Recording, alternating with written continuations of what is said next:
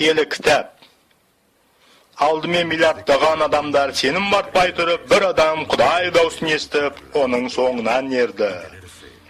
Abraham, sen elingde tuğan tuğandarыңды және әкеңнің үйін тастап, мен өзіңе көрсететін елге көш. Мен сенен үлкен халықтар бітіп таратамын, сені жарылқаймын әрі атыңды шығарамын. Сен арқылы ақбатам басқаларға да жететін болады.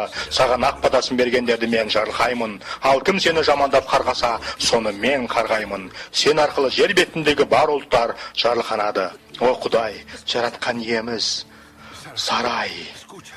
Мен Тәңірдің өзі сөйлесті. Жүр менімен.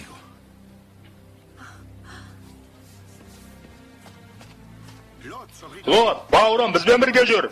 Абрам, менімен Құдай сөйлесті. Нағыл дейді. Ол бізді жаңа бір үйге алып барады. Тоқтай тұр, біздің өз үйіміз бар ғой жақсы. Бұл қаладан алыс, жаңа бір мекенде болмақ. Біздің балаларымыз үшін, бірақ сендердің балаларың жоқ қой, әр ешқашанда болмайды. Болады әлі. Құдай менің ұрпағымды жұлдыздардай көбейтемін деп уәде берді.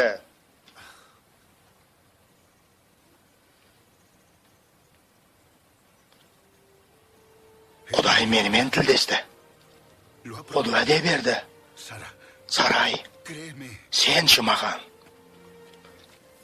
Сенші маған.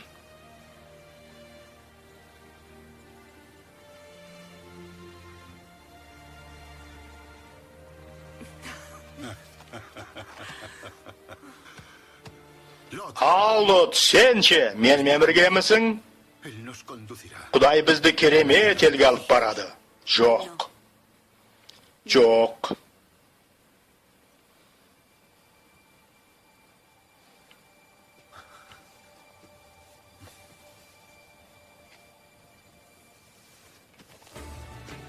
Бұл ғажап, ғажап.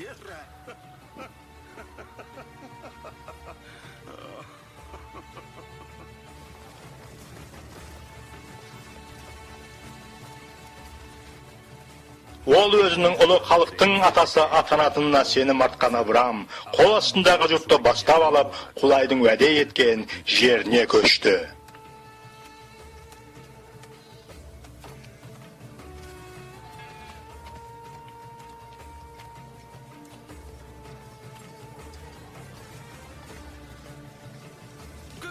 Мен не істей аламын енді? Басқа жайлымның бәрі де бос емес. Жоқ, мен өзімдікін бермеймін. Аулақ жүр. Доғарыңдар, жібер мені, жібер. Доғар, сабаңға түс кәне. Аулақ жүр. Қашанғы шыдаймыз, не шешкенімізді Абрамға айту керек. Не болып жатыр? Олар біздің жайлымымызды татып алуға әрекет жасады.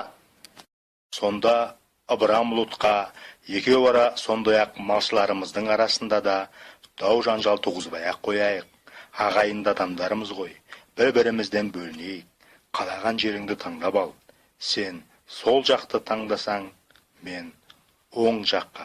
Сен оң жақты қаласаң, мен сол жаққа кетейін деп ұсыныс жасады. Қайда бармақсыңдар? Содомның шөбі-шүйгін жайылымына. Содомға? Бұл қауіпті жерлер ғой.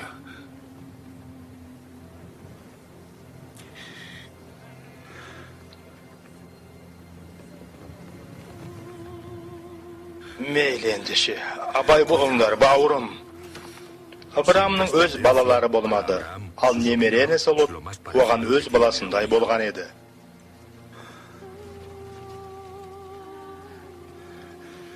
Мен не айтайын енді? Аман бол, бауырым, қайда жүрсең де аман бол.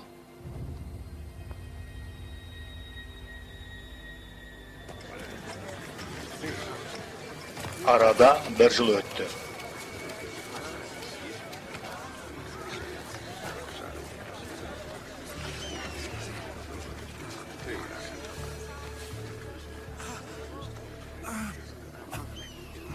Tezirek, kömektesindir oğan. Бұл Лоттың малшысы ғой. Бәріңде мұнда келіңдер. Сүйемелдеп оны. Тезірек. Не жағдай болды? Мен зорға аман қалдым. Олар тым көп болатын. Лотче, ол тірі, оны тұтқын қалды. Байқа, міне осылай. Кеттік. Абайлаңдар.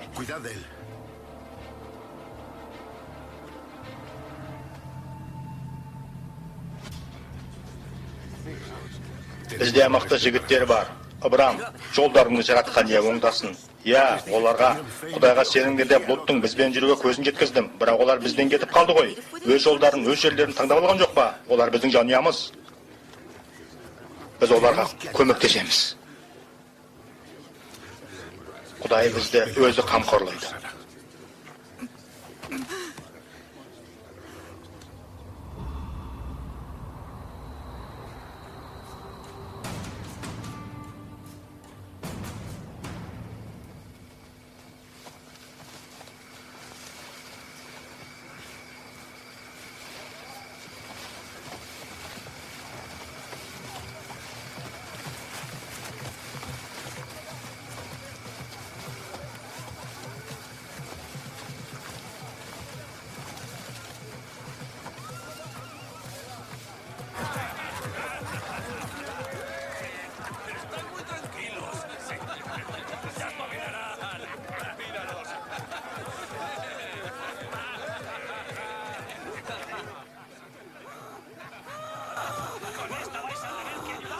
Ол менің әйелім.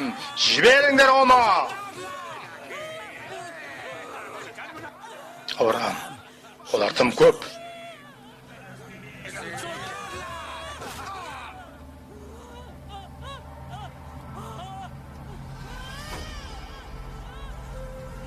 Құдайға сеніңдер. Әнесінің тұтқынға түскенін естігенде, Ыбырам қол астындағы 318 жаттыққан жасақшыларын жинап алып, жауды Дан қаласына дейін қуып кетті. Түнде Ыбырам адамдарымен топ-топқа бөлініп алып, шабуылға шықты да жауды жеңіп, оларды Дамаскының солтүстігіндегі Хоба қаласына дейін қуды.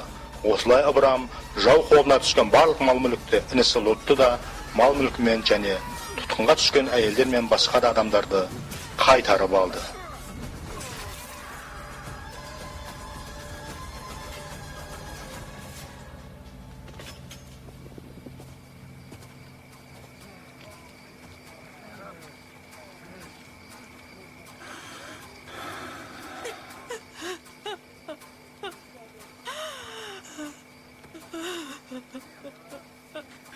Лот. О, бауырым.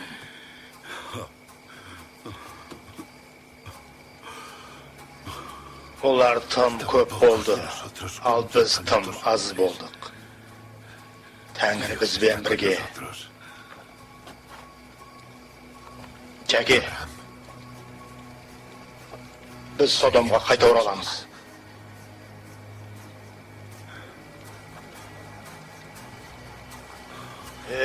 Лот, сені құтқарамын деп көбісі өлді. Мен де адамдарын жоғалттым. Біз енді ажырамауымыз керек. Жоқ. Жоқ, Жәке.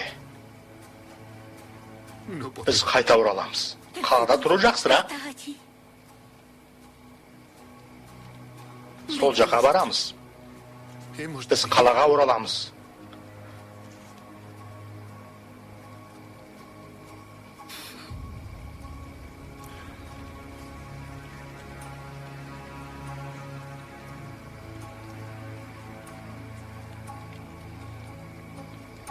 Жүріңдер. Қайтайық ендеше.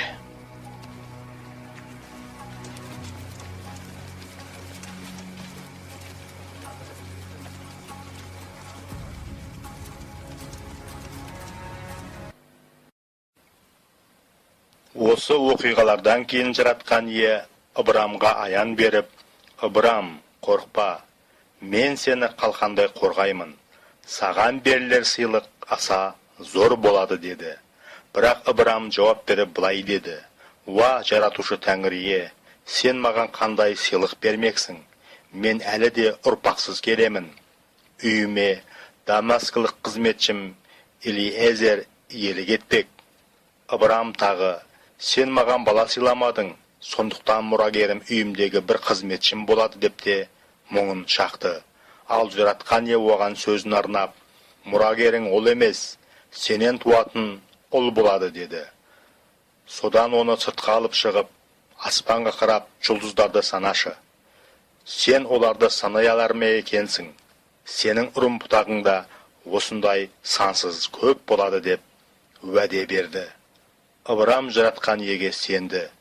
Сондықтан жаратқан Ие оны өзінің алдында ақтады.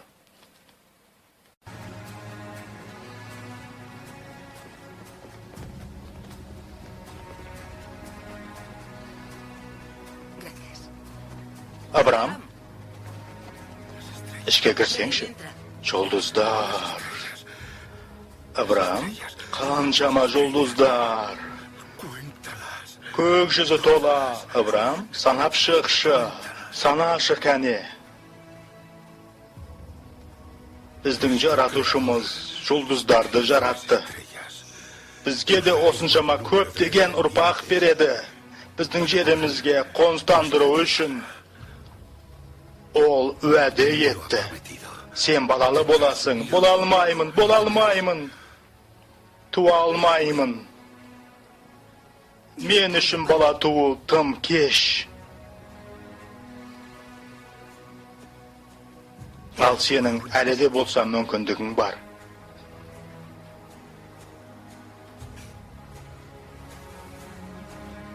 Ары қараш. Ажар. Мысырлық күң.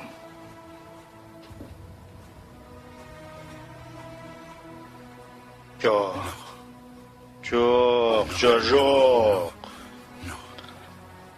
Ыбырам бұған көніп, Сарайға мысырлық күңі Ажарды қосты. Бұл Ыбырамның Қанақан жерінде тұрғанына 10 жыл болған кезде еді. Ыбырам Ажармен жақындасып, оның бойына бала бітті. Мұнысын білген күң қожайыны Сарайға менсінбей қарай бастады. Сонда Сарай Ыбырамға, менің жәбір көруіме сен кінәлісің, күңімді саған өзім қосқан едім. Ал енді ол бала көтергенін білгеннен бері мені менсінбей жүр. Сен екеуміздің арамыздағы дауды жаратқан Иенің өзі шешсін деді. Ыбырам, күң өз қолында, не істеуді дұрыс десең соны істе деп жауап берді. Содан Сарай Ажарға қысымшылық көрсете бастады. Сол себептен Ажар оның қасынан қашып кетті. Жаратқан Иенің періштесі Ажарды ен даладағы бір су көзінің қасынан шуға баратын жолдағы құдық басынан тауып алды. Жаратқан Иенің періштесі оған, сен қожайын әйеліңе қайтып бар, оның айтқанына көн деді. Періште Ажарға жаратқан Иенің мына сөзін де жеткізді. Мен сенің үрім бұтағыңды сансыз көбейтемін. Сен жүктісің, ұл туасың, оның атын Ысмағұл, Құдай құлақ асады деп қоясың. Өйткені жаратқан Ие сенің зарыңа құлақ асты. Ысмағұл асау құланда еркін кезіп жүретін адам болады. Ол бәріне қарсы, бәрі де оған қарсы күреседі. Осылай ол барлық ағайындармен жауласып өмір сүретін болады.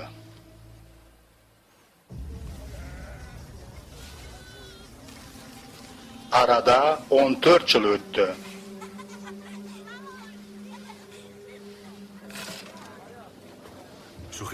Ысмағұл, тура ұста.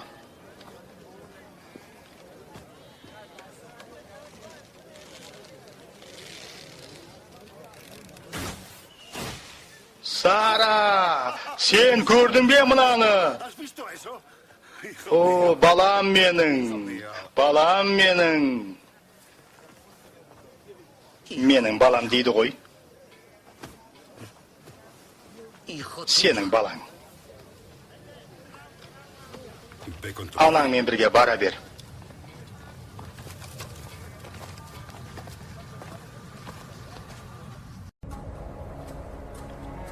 Ыбырам 99 жасқа толған соң, жаратқан Ие оған аян беріп, мен құдіреті шексіз Құдаймын. Менің көз алдымда мінсіз жүр. Мен екеуміздің арамыздағы келісімді бекітіп, сенің үрім бұтағыңды сансыз көбейтемін, деді. Сонда Ыбырам оған жерге бас ұрып ғибадат етті. Құдай сөзін әрі қарай бұлайша жалғастырды. Айтқаным айтқан, менің сенімен жасаған келісімім бойынша сен көп ұлттың түп атасы боласың. Бұдан бұлай сен Ыбырам ұлық ата емес, Ыбырайым көптің атасы деп аталасың. Өйткені мен сені көптеген халықтардың түп атасы етіп тағайындадым. Сенің тұқымыңды сансыз көбейтіп, көптеген халықты өрбітемін. Сенен патшалар да шығатын болады. Сен әйеліңді енді Сара емес, Сара деп ата. Мен оны жарылқап саған Сарадан бір ұл сыйлаймын. Сараға ұлттардың түп анасы болсын деп ақ батамды беремін. Халықтардың патшалары да Сарадан тарайтын болады. Әйелің Сара саған ұл туып береді. Оның атын Исхақ деп қоясың. Мен Исхақпен келісім жасап, оны үрім бұтақ үшін мәңгілікке бекітемін.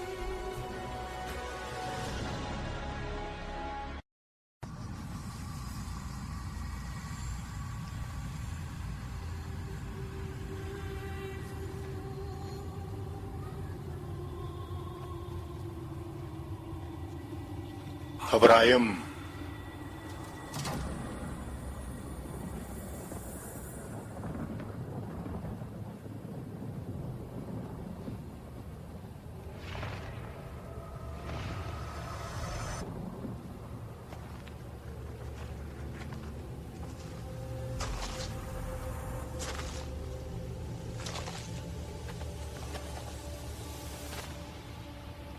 мырза, рахымыңыз маған түссе, мен де құлыңыздың қасынан өте шықпасаңыз екен. Өтінем, төрлетіңіздер. Су алып келіңдер, қонақтарға ас дайындаңдар.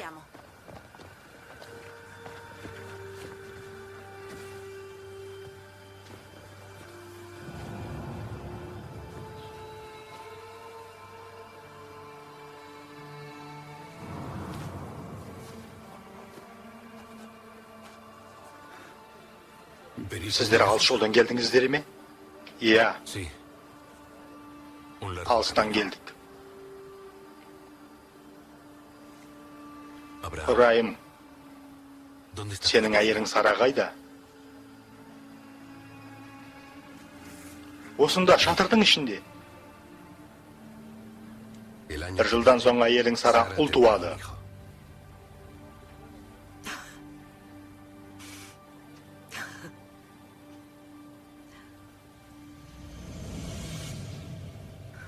Неліктен сен күлдің?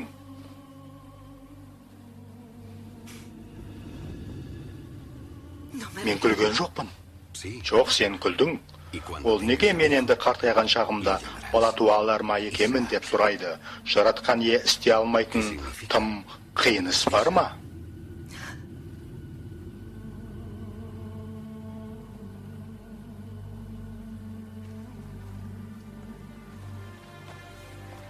Қонақжайлығың үшін рахмет. Бізге жүретін уақыт болды. Мен сіздерді шығарып салайын. Қайда бара жатырсыздар? Содомның тағдырын шешуге.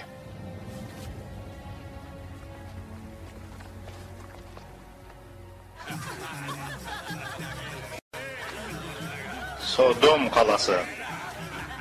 Әріге жей.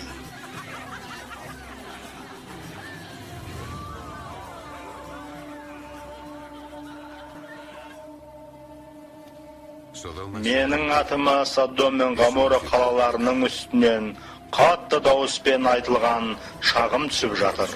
Сол жерде жасалған күнәлар тым ауыр.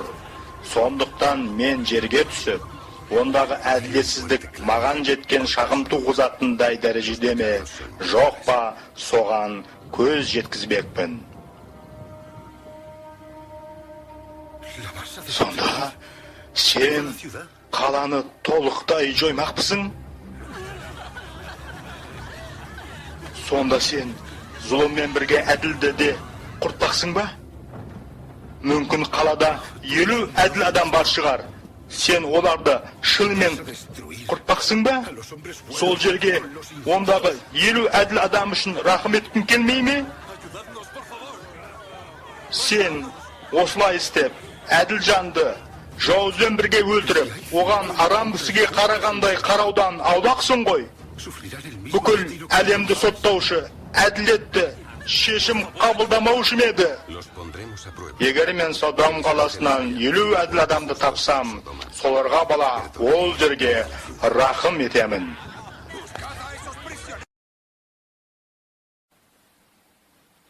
Мен күл мен топырақтан жаралған пенде болсам да, иемен сөйлесіп тұрмын.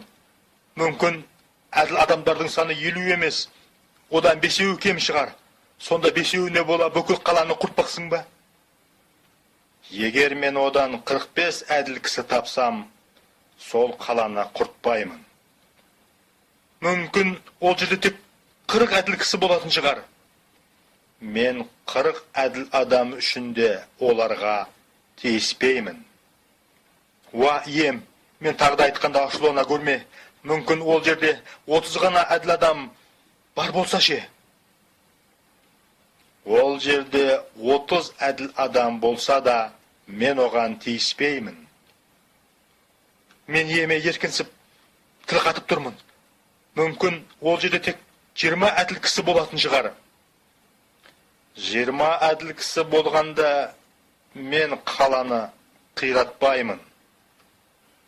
Уа, ием, мен тағы бір рет қана айтсам, ашулана көрме.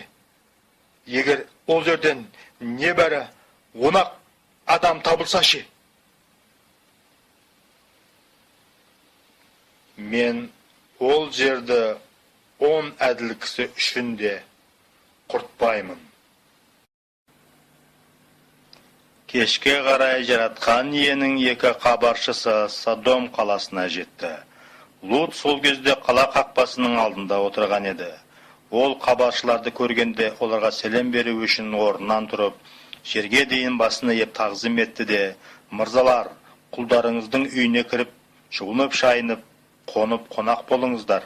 Ертең ертемен тағда жолға шығарсыздар» деп үйіне шақырды. Хабаршылар оған, «Рахмет сізге, біз базар алаңында түнеп шықпақшымыз» деп жауап берді. Лот қиыла өтініп қоймаған соң, екеуі оған еріп үйіне келді. Тамақ дайындалып, аштықсыз қамырдан нан пісіріліп, хабаршылар тамақтанды. Олардың бастары жастыққа тимей тұрып ақ, жасы бар, кәрісі бар, қаланың түкпір-түкпірінен жиналып келген ер адамдарының бәрі үйдің сыртын айнала қоршап алды. Хан, жүріңдер, Лоттың үйі мына жақта.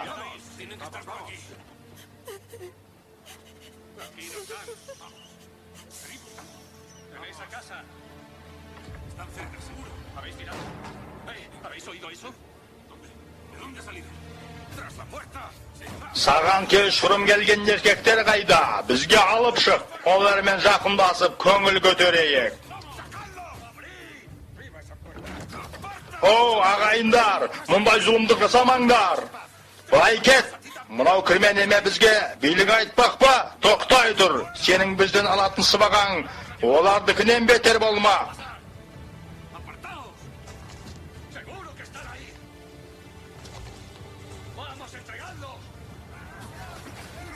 Былай тұр.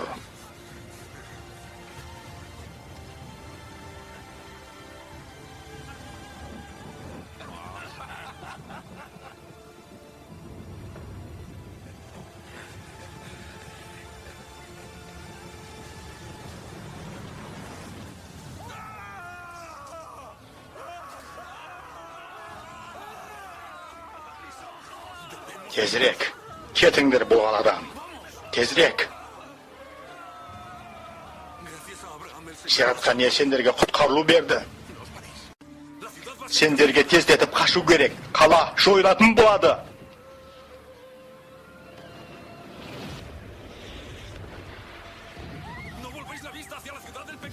Арттарыңа, күнәһар қалаға қайтып қарамаңдар. Қарамаңдар.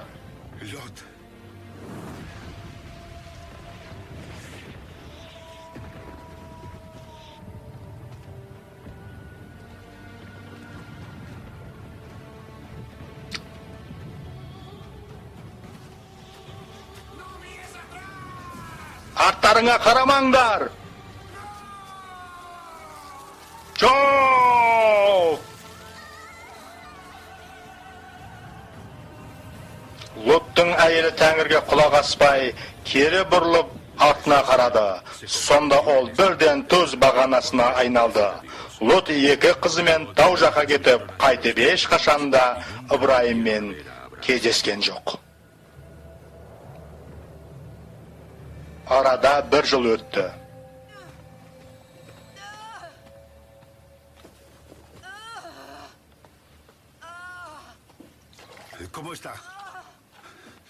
Не болып жатыр? Қалы қалай оның? Оның қалы қалай?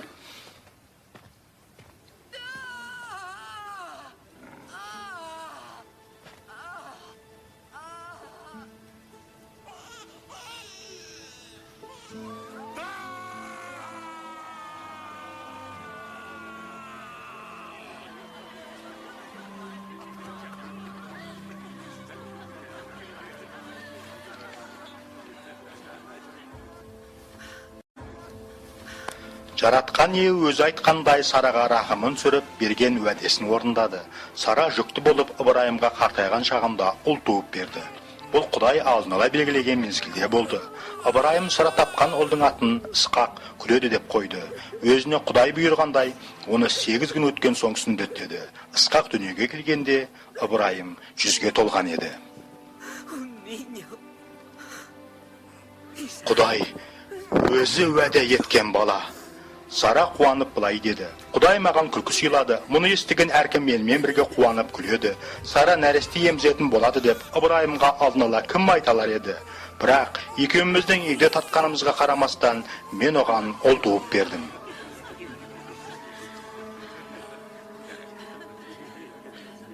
Айналайын баладан, Құдай берген данадан, Ысқақ деп қой деп атыңды, жарылқаған жаратқан.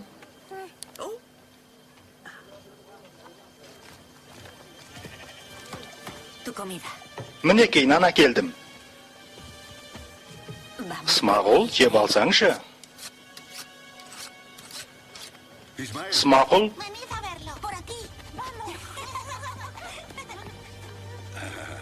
Әнекей? Жақсы.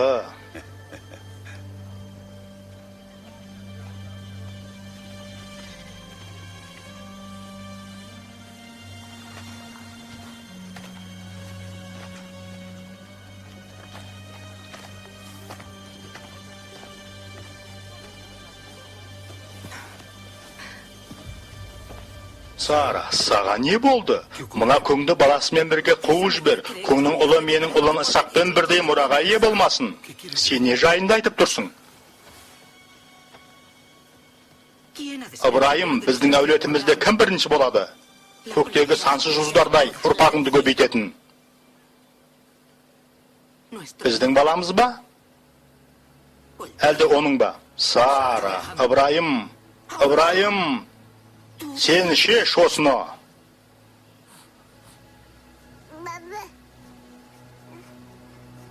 Болмаса Құдай шешсін. Бұл әңгіме өзінің ұлы туралы болғандықтан Ыбырайымға еш ұнамады. Бірақ Құдай оған, бала мен күнге бола қамықпа, Сараның айтқанының бәріне көн. Себебі сенің ұрпағың Ысқақтан тарайтын болады.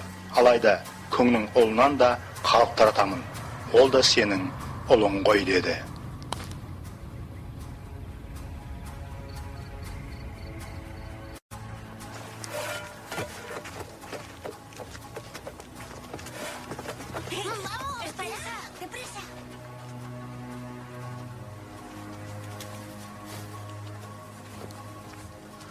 Батыл бол, балам.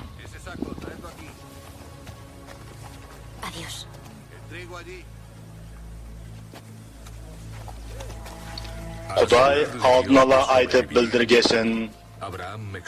Ыбырайым оларды шөл далаға шығарып салды.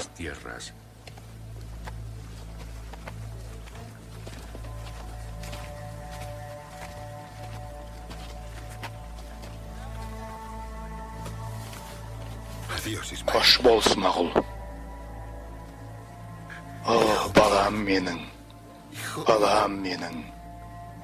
Sen ösken kezingde Kuday seni köp balalı etip jarılkaydı. Kuday balaga jar bolup kamporluğunu aldı. Ol ösüp aydalana mekendep mergen sadakşı boldu. Solmen Ismaqul Sinay töbündeki Paran atты elsiz arada turdu. Anası oğan Mısır elinden ayel alıp berdi.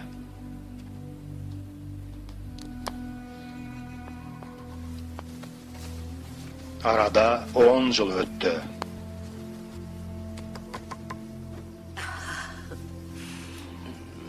Isqaq, men sagan arnap tаңғасты dayındayın.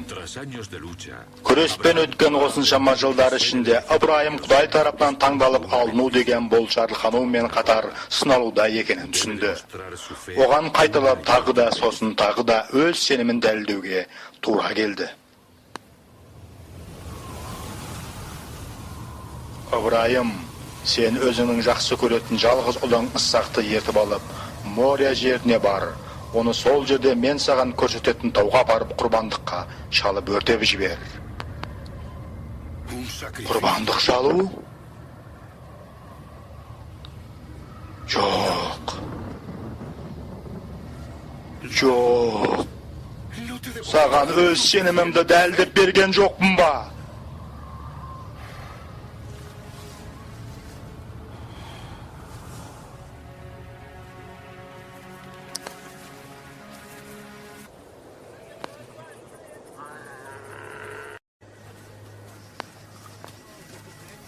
Жеп тойып ал. Өз балаларың болған кезде сенде қалайсың тойынғанын? Ыбырайым? Не болып қалды?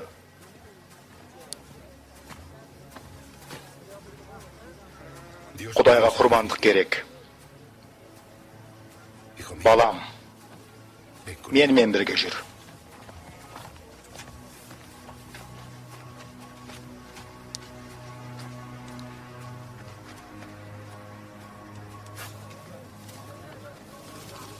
Ыбырайым таңертең ерте тұрып есегін ертіп, жастау екі қызметшісін және ұлы Ысқақты өзімен бірге ертіп алды. Ол құрбандық отына жеткілікті етіп, отындық ағаш жарып алып, Құдай өзіне айтқан жерге қарай жолға шықты. Үшінші күн дегенде Ыбырайым айналасына көз жүгіртіп, сол жерде алыстан көрді. Сонда ол қызметшілеріне, сендер есекпен осы жерде қалыңдар. Балам екеуміз сол жерге өрлеп барып Құдайға ғибадат етеміз. Содан кейін сендерге қайтып келеміз деді.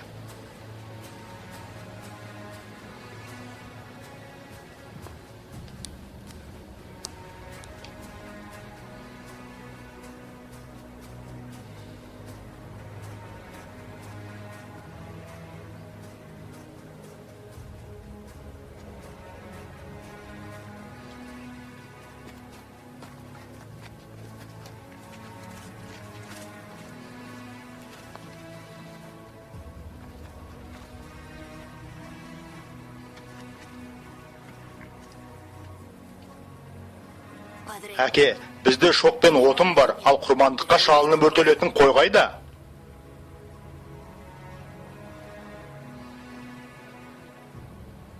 Ұлым, Құдай құрбандыққа шалынып өртелуге қажетті қойды өзі береді.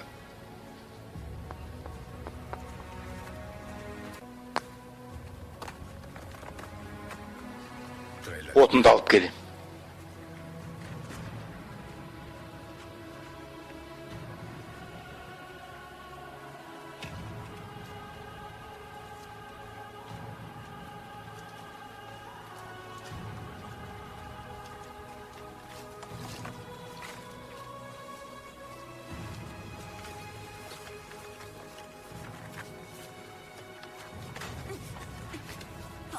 Әке, не істеп жатырсыз?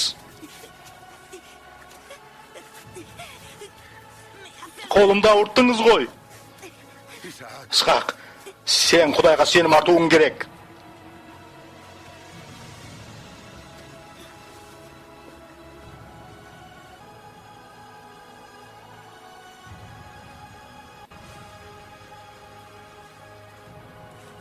Жоқ, өтінем. Öldürmеңізші мені. Кешір мені, ұлым.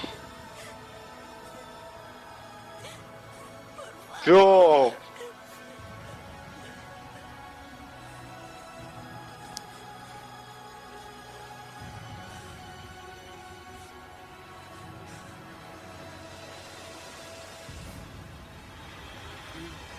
Ibrahim, tыңдап тұрмын. Балаңа қол көтерме, оған ештеңе істеме. Енді сенің өзімді терең қастерлейтініңе көзім жетті. Себебі менен өзіңнің жалғыз ұлыңды даямадың. Құрбандық малы. Балам менің.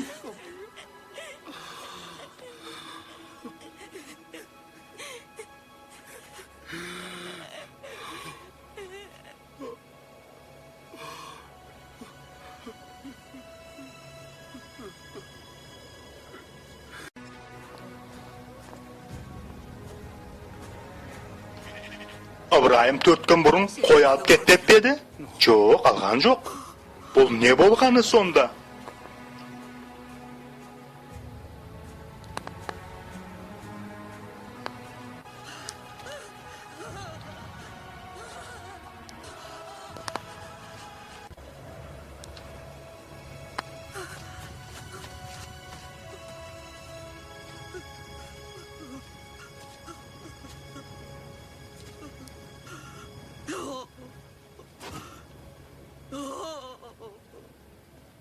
Ысқақ, балам менің.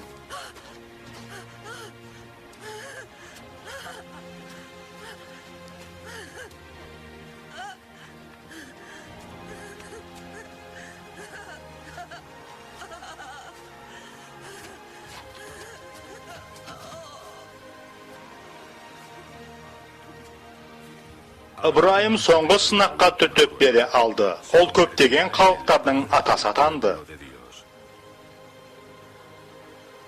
Ыбырайым оның ұрпағын Ысқақ жалғастырды. Одан Жақып дүниеге келді. Құдай оған Исраил есімін берді. Ыбырайымның ұрпағы жұлдыздардай көп болады деген уәде орындалды. Бірақ көп ұзамай Жүсіптің уақытындағы орын алған аштық Исраилді бар жұртымен бірге Мысырға қоныс аударуға мәжбүрлейді. Ал ол жақта уақыт өте келе Ыбырайымнан тараған ұрпақтарын Ферғауын құлдыққа жекті. Олар соңғы 400 жыл ішінде Ыбырайым туралы ұмытты десе де болады. Ыбырайымнан тараған халықтың бәрі де құлға айналды, тек біреуінен басқасы. Мұса